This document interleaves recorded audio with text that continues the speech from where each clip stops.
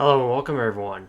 This is Cavalier Astoria, and today we are playing through Their Land, Their Blood in Call of Duty World at War.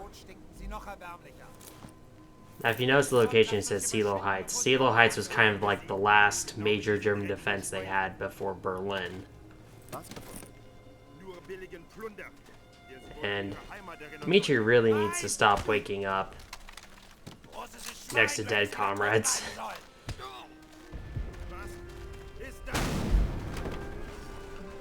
But of course, we are saved by good old Reznov, who we haven't seen in 3 years. Finish those rats! Once again, you cheat death. Our tanks are ready to smash this line and... Turn up! I am not hearing gunshots. There is no point, Sergeant. We are already bleeding to death. Then maybe our friend will help them bleed faster.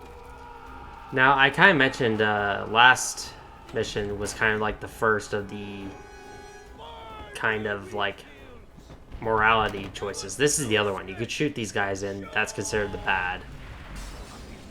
Or you could just leave them. And I kind of mentioned last episode about how this mission, this upcoming mission, was going to be the one that kind of shows like the brutality of the Russians in World War II. They burned crops, they burned pretty much everything, and they did not treat Germans at all with any amount of... What's the word? That was the sentiment right there. Their land, it was our land, our people, our blood. It's now their land, their people, their blood. And basically the Russians intended on pretty much repaying what the Germans did to them by just crushing them, basically. It was a conflict of no mercy. I want to say this is the right way of going about it. One of these ways is wrong, the other one is correct. And I don't think that's the correct one, now that I think about it.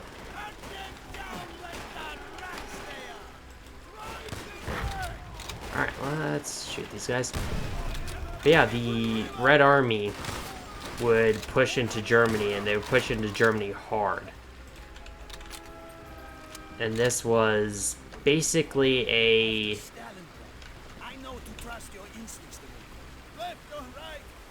It gradually just turned into the Russians doing pretty much the exact same thing that happened to them. I don't know, I think this is the right way. Ah, it is. Oh, God. Alright, second death. Oh, this time it's saved.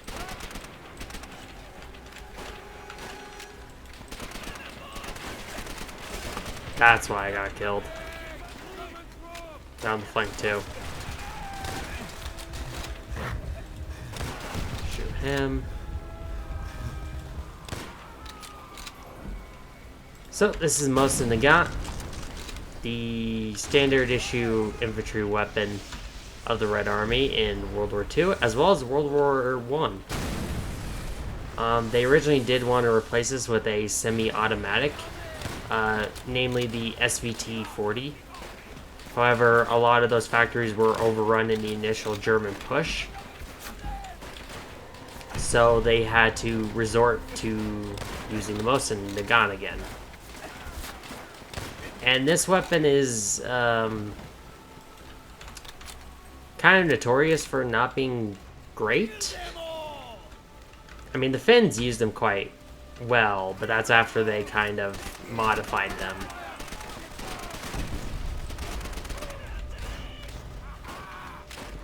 But yeah, one of the big problems, and this is a problem that I know, is that the Mosin Nagant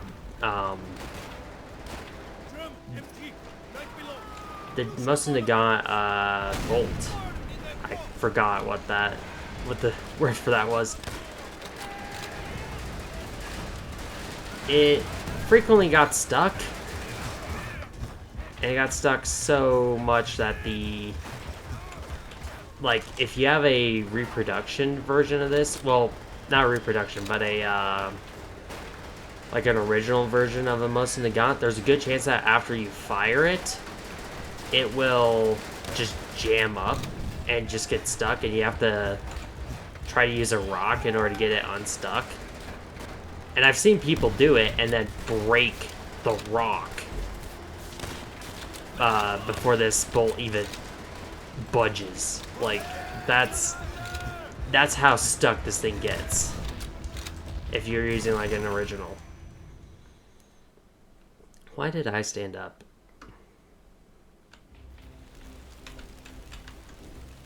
But yeah, I've seen rocks get broken with people attempting to get the bolt unstuck.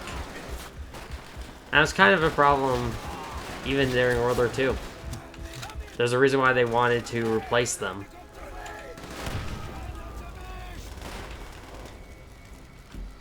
That and a semi-automatic is just superior in every single way. So, we obviously have Molotovs, which Molotovs are named after the German... Oh. How long was he there? They were named after the Russian foreign minister. And of course it was actually named by the Finns, who during the Winter War would be the first ones to deploy Molotovs in combat. And they named it after the Russian foreign minister, basically as an insult to them.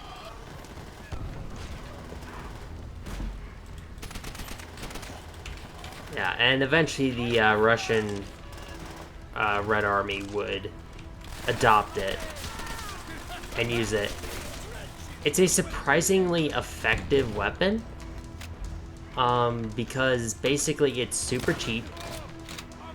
Like, literally all you need is like vodka and a rag and a lighter, and that's all you need to actually like make a Molotov. But, and the other great thing about it is that if you have any open top vehicle, any one of them, you can just toss them in the top and it will just light up that entire vehicle. It's actually a pretty dang effective weapon, especially for what it is. A improvised cheap weapon. Now obviously we're using the good old MP40. Most of you guys know what an MP40 is. It is a submachine gun. Actually a pretty dang good submachine gun. It wasn't the only machine gun the Germans used.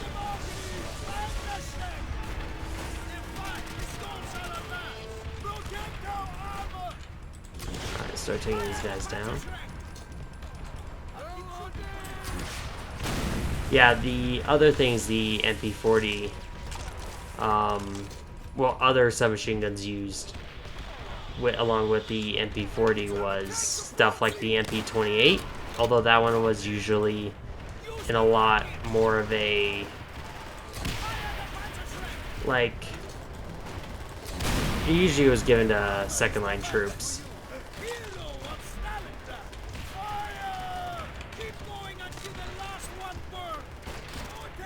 Yeah, obviously we're fighting against King Tigers. For some reason this game loves King Tigers. And also for some reason this Panzerschreck can just take these out constantly in just 2 hits. I mean, I think this is an over-designed piece of garbage for what it is, the King Tiger. But I feel like it would be able to last a little bit longer against the Panzerschreck. Let's burn these crops. and caused pretty much a huge famine post-war in Germany. To be fair, a lot of that was also self-inflicted due to the Nazi Party. Alright, let's move up.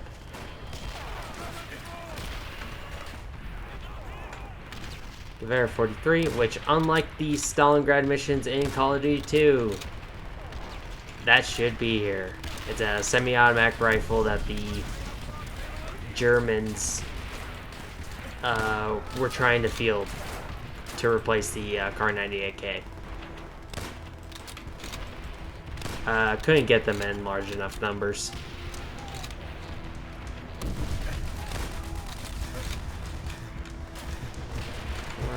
Let's shoot that guy. Okay, that guy's pushing. Alright, he made that mistake. Did not check his corners. Alright, let's put a couple rockets into this last tank. Where is this last tank?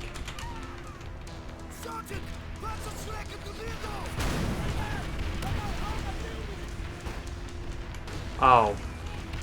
That's not supposed to show up yet. That's what's up. That's not supposed to show up yet. Yeah, because it's in that building.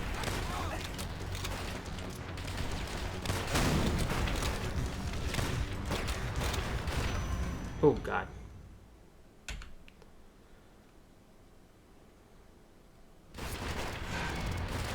Oh, I'm back here. Great. Alright. Let's move up.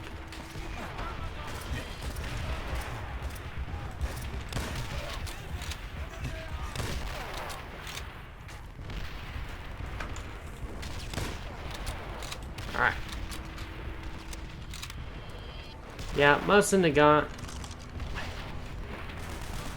I mean, it was a perfectly fine weapon. The Finns, in order to make it, frankly, a kind of really good gun. But it took a lot of modifications by the Finns in order to make that a reality.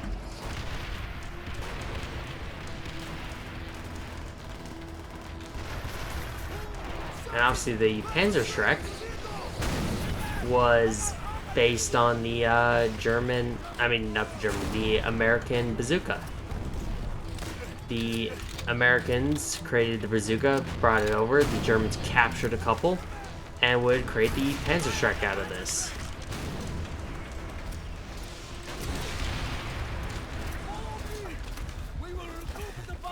Alright, I'm gonna need someone else to take point. Oh, God! Oh, thanks for killing him after I already died.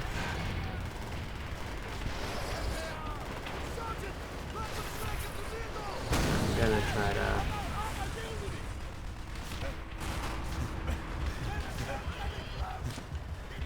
Alright. Let's fire that. I kind of always joke there's a obligatory destroy the tanks missions in pretty much every single like World War II shooter. Yeah, it's a common trope now that I think about it. God. Do any of you guys want to deal with them? No? That should not be on the helmet. That was removed actually quite early on in the war. Like, I think before Fall of France even. They had them during the Fall of Poland, but I think they removed them right before Fall of France. Dimitri, I see time has not weakened your aim. You can learn much from this man, Colonel. Break open the door. The cowards may hide in shadows, but we will find you. Shield. Another attack. Dimitri, take it down. Yeah, if you fire immediately, you could get a hit on him, and then, yeah, you could destroy that tank actually quite easily. Up, down. Sergeant Reznov, you seem to relish in this one. I've seen my friends die in front of me at the hands of this world. And that was a common sentiment a lot of Russian soldiers had. Dmitri, ride on one of the tanks. After they saw how the Germans treated You walk. their nation and their people, they didn't care. They didn't care about the Germans whatsoever. They wanted Germany destroyed. They wanted the Nazi Party destroyed. They did not care. They wanted all of it gone.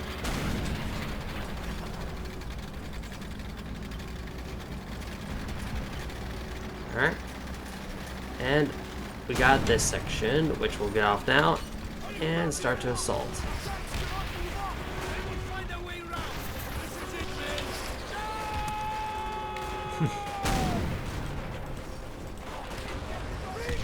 I think that's kind of to show that if you grabbed a Panzerschreck, which there's one here, you could grab it and blow up some of the towers.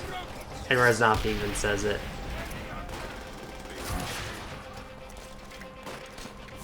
Oh god, that missed? Alright, awesome.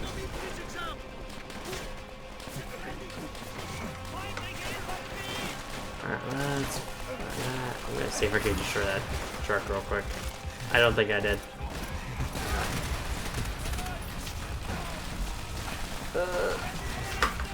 Down.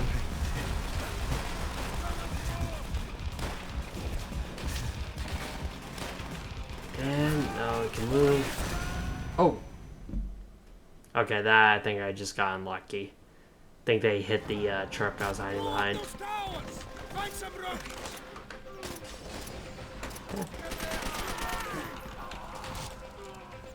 Let's get that guy.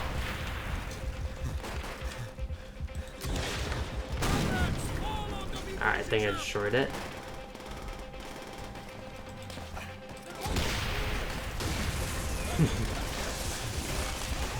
Nothing like destroying a vehicle immediately as they try to unload guys.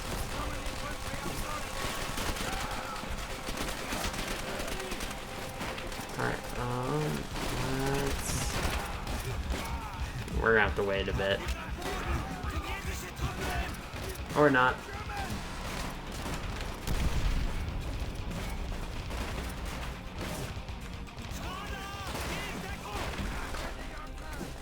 Alright.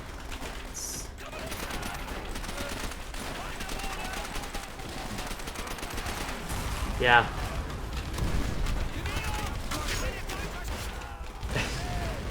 I just like this because this is just an awesome like set piece of a battle.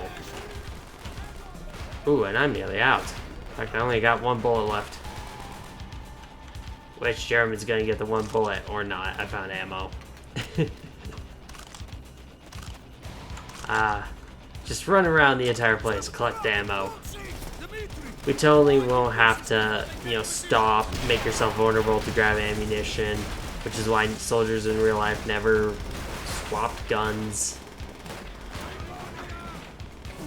Yeah, the whole swapping weapons mechanic just, it wasn't a thing in World War II. Because oftentimes you had a role in your squad. So for example, you would have a designated submachine gunner, for example. You have a designated rifleman. You have a designated squad support gunner. So just switching weapons, that's not really gonna help your squad out. And you're potentially taking away a capability that your squad could really need in order to, you know, grab a weapon that you like. Although weapons were taken frequently as trophies. Although these tended to be more pistols that were taken for trophies because, well, they're really easy to carry around, send back home. Although they did take submachine guns back In fact, in the US, it's an actual thing where, like, you could just, like, if, say, your grandfather or your great-grandfather died, and now you're clearing out the attic, like, it's an actual thing that you could just find a machine gun in the attic from World War II that he brought back and didn't tell anyone. So now you have to call the ATF and get the gun registered or make sure it's registered, which it might not be.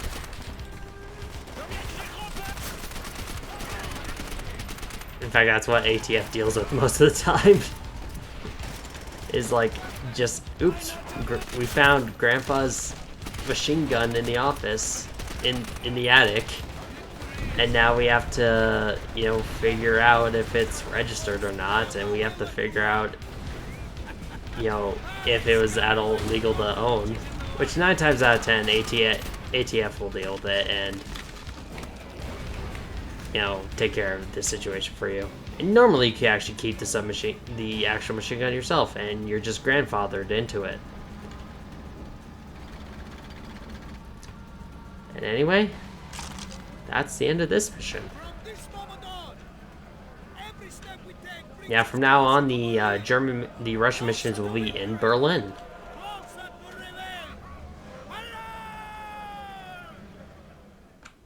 I like that mission. We'll be heading back to the Pacific in the next episode. But thank you for joining, and have an excellent day. If you enjoyed the video, I'd appreciate it if you liked and subscribed, and I hope to see you next time.